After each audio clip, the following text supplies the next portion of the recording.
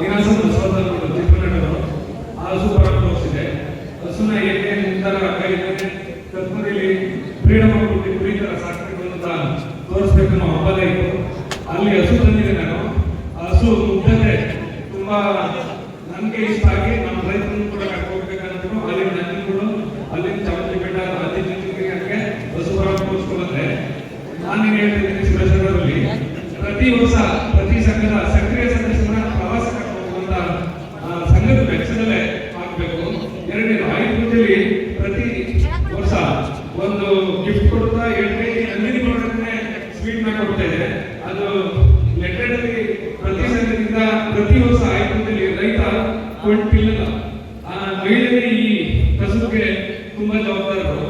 ಆ ಮಹಿಳೆ ಖುಷಿ ಆಗ್ಬೇಕಂದ್ರೆ ನಾವು ಒಗ್ಗಟ್ಟಿದ್ದೆ ನಾವು ಹಾಲಾಕು ಹಾಲಿಂದ ಹಾಗೂ ಉತ್ಪನ್ನಗಳನ್ನ ನಾವು ಕೊಡ್ಬೇಕು. 7 kg ಪ್ರಮಾಣದಲ್ಲಿ ಒಂದು ಸೇರ್ದಾರರಿಗೆ ಸಕ್ರಿಯ ಸದಸ್ಯರಿಗೆ ತಲುಪಬೇಕು.